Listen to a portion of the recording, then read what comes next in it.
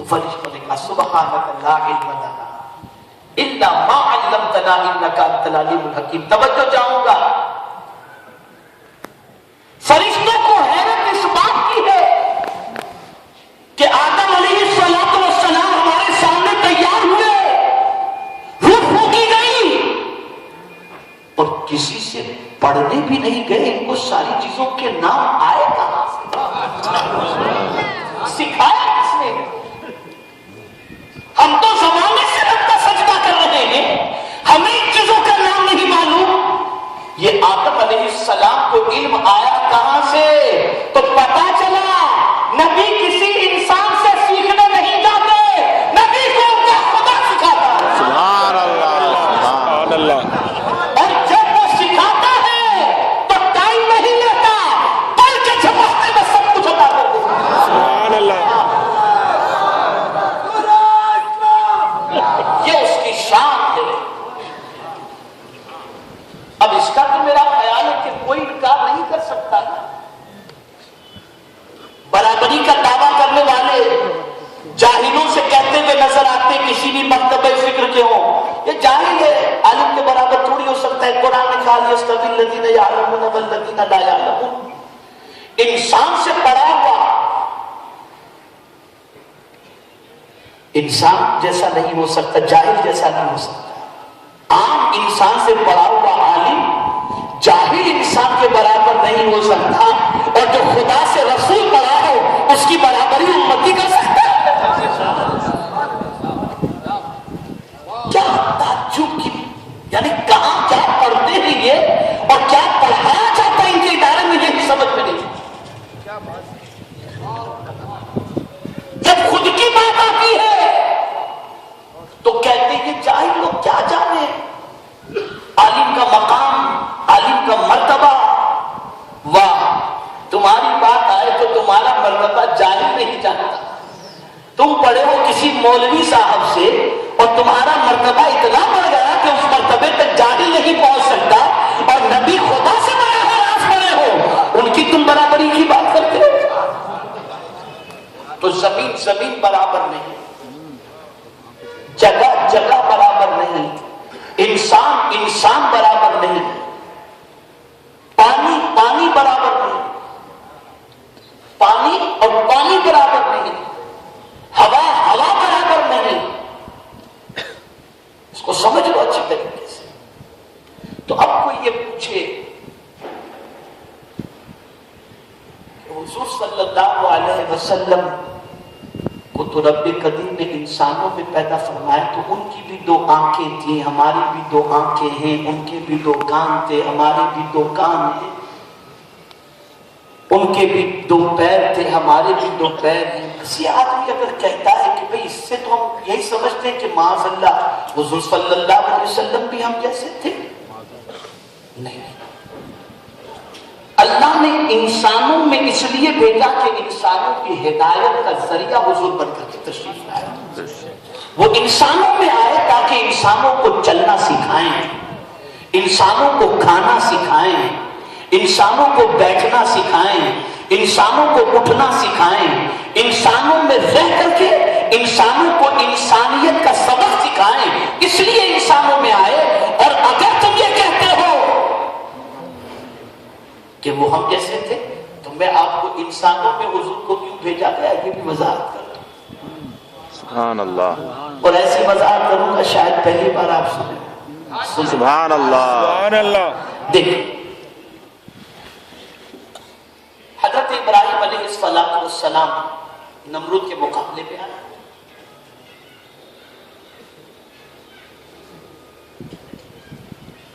اس نے خدائی کا دعویٰ کیا. تو آپ نے فرمایا اگر تو خدا ہے تو میرا خدا وہ ہے جو مردوں کو زندہ کرتا ہے، زندوں کو مردہ. تو اس نے کہا یہ کام تو میں بھی کر سکتا ہوں. کہا کیسے؟ ایک پھانسی کی سزا یافتہ قیدی کو بلایا، کہا دیکھو اس کے اوپر پھانسی کی سزا مقرر کی گئی ہے، میں اس کو آزاد کر دیتا ہوں، جب تک چھٹی گئی.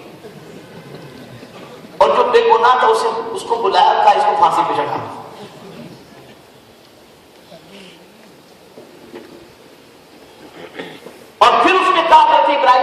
अलैहिस्सलाम से कि देखो मैंने मुर्दे को जिंदा किया और जिंदे को मुर्दा।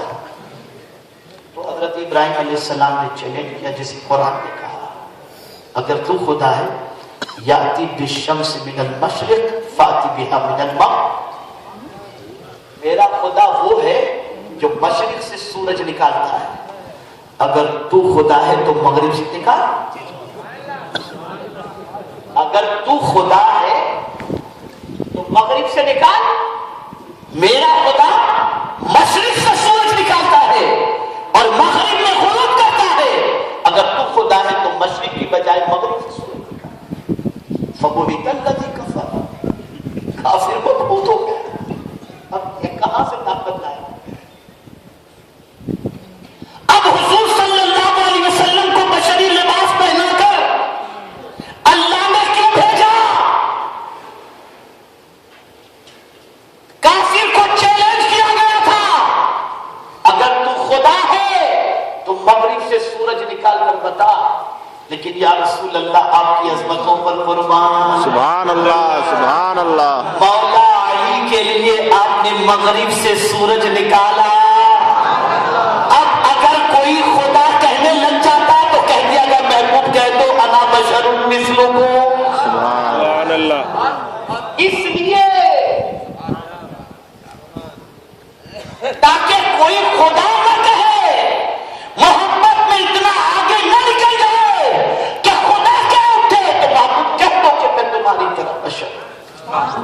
लेकिन ये न समझना कि तुम्हारी आंख और मेरी आंख उतना ही देखती है, जैसा तुम देखते हो वैसा मैं देखता हूं।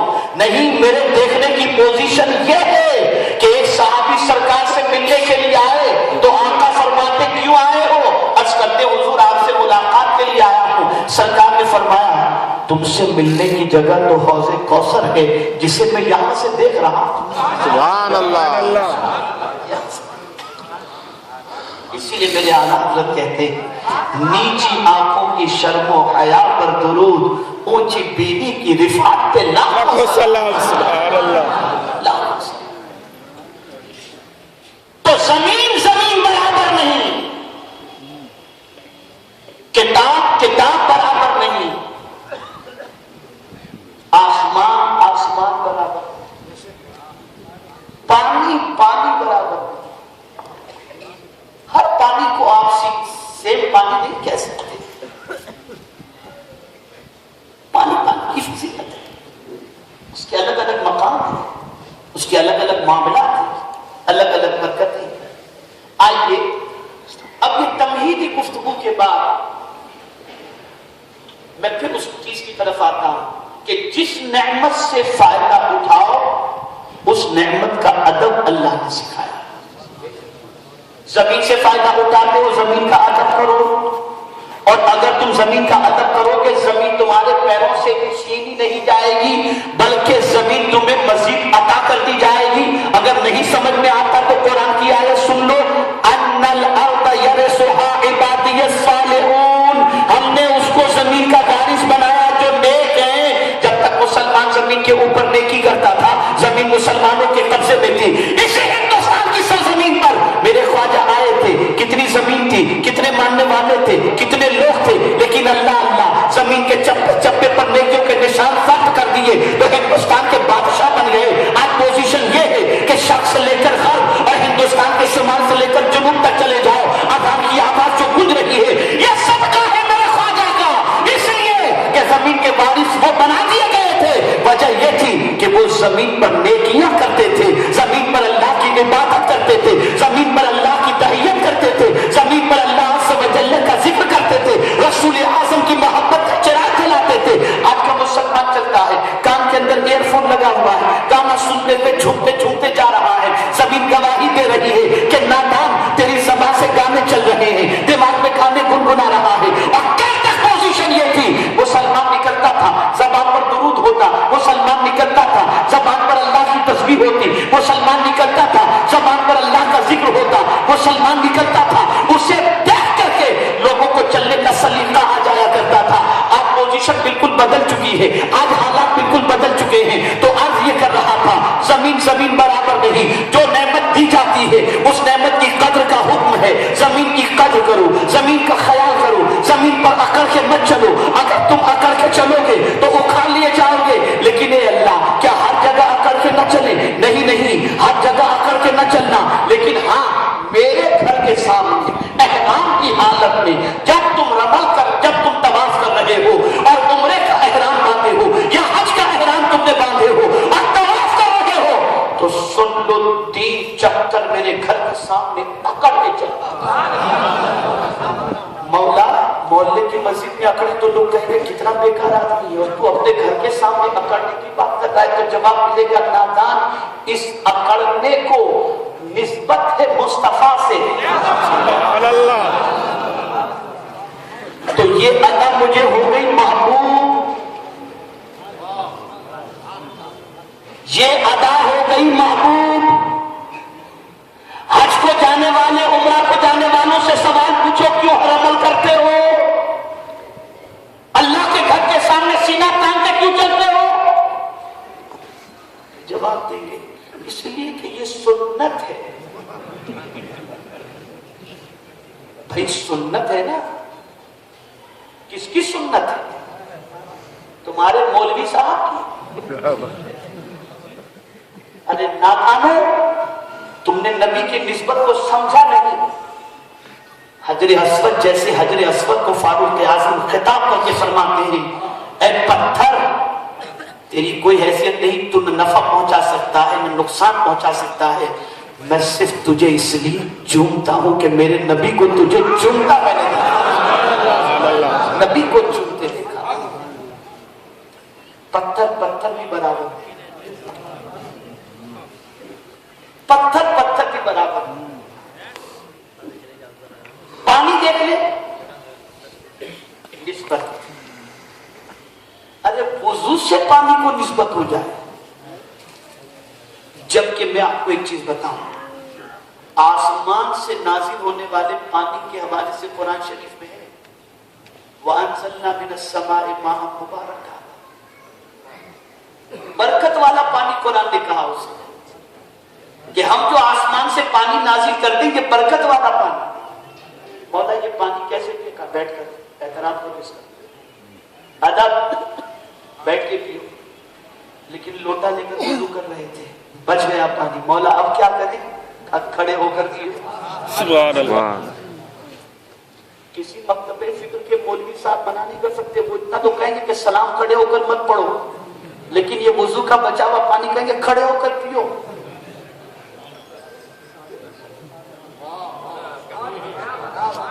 کیوں بھائی, کیا ہو گیا آپ کو؟ یہ تعظیم غیر خدا کی, غیر خدا کی تعظیم. ارے غیر خدا کو چھوڑو, شریعت کا مسئلہ یہ ہے کہ کسی مسلمان کا جنازہ جا رہا ہو, بیٹھے ہو تو کھڑے ہو جاؤ. سبحان اللہ, سبحان اللہ. مردے کی تعظیم, جنازہ نکل رہا ہے, مسلمان بیٹھے رہتے, کھڑے ہو جاتے. کیوں؟ غیر خدا کی تعظیم, غیر خدا کی تعظیم, کوئی شرک نہیں ہے, کوئی شرک نہیں. اب یہاں ایک محبت کی بات عرض کروں, یہ مردے کا نکلنا اور بیٹھے تھے تو کھڑے ہو جاتا, جبکہ ہم جانتے ہیں مرنے والا مسلمان بھی نمازی تھا, مرنے والا مسلمان گنہگار تھا, مرنے والا مسلمان فاسق و فاجر تھا, لیکن قید نہیں لگائی گئی کہ نمازی یا امام صاحب یا بانگی صاحب یا مؤذن صاحب یا فقیہ صاحب کا جنازہ نکلے تب بھی کھڑے ہونا, یہ قید نہیں. کسی بھی سنی صحیح العقیدہ مسلمان کا جنازہ نکلے کھڑے ہو جاؤ. مولا بات کیا ہے؟ نادان تو نہیں جانتے, یہ بہت قسمت والا ہے, بہت تقدیر والا ہے. اس کی تعظیم اس لیے کرو کہ یہ قبر میں حضور کی زیارت کے لیے. سبحان اللہ, سبحان اللہ. تکبیر.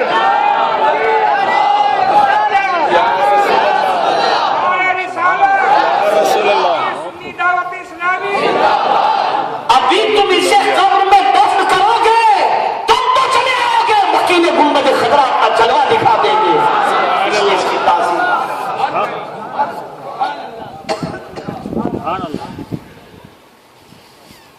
پانی پانی بنا نہیں بنا، نسبت سے حکم بدل گیا، جہاں کنیکشن ہوا حکم بدل گیا۔ اور اگر کوئی کہے کہ نسبت سے کوئی فائدہ نہیں ہے تو آپ دیکھ لیں ہر ایک کے یہاں نسبت نظر آئے۔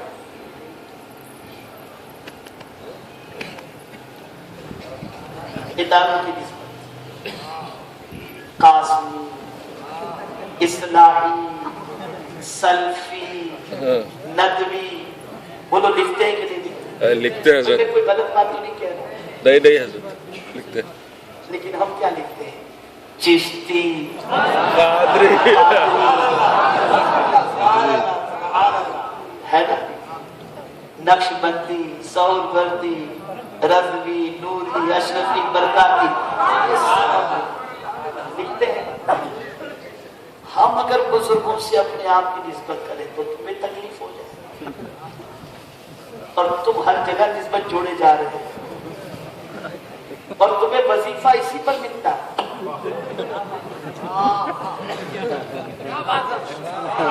اسی پر وظیفہ ملتا ہے،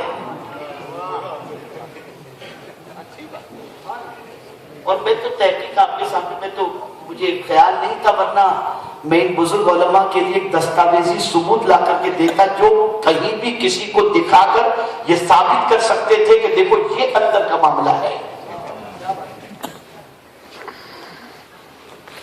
تو نسبت ہے۔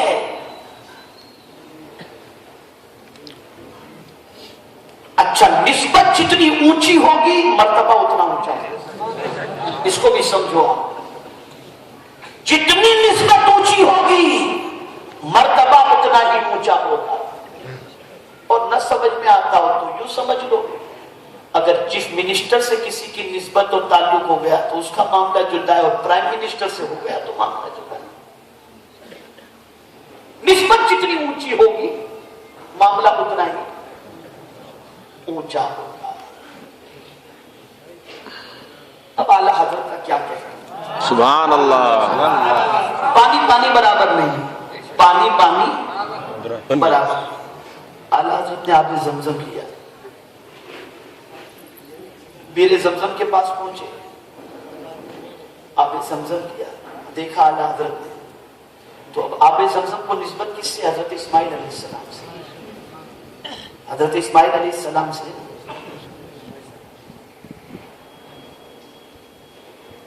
تو اعلیٰ حضرت فوراً کہتے ہیں، کیا خوب کہتے ہیں، ان کو بن مانگے ملا، ان کو لگڑ کے ایڑیا، ان کو رگڑ کر ایڑیاں، ان کو بن مانگے ملا، ان کو رگڑ کر ایڑیاں، صاحب کوثر کے ہمسر صاحب زمزم نہیں۔ سبحان اللہ، صاحب کوثر کے ہمسر صاحب زمزم نہیں۔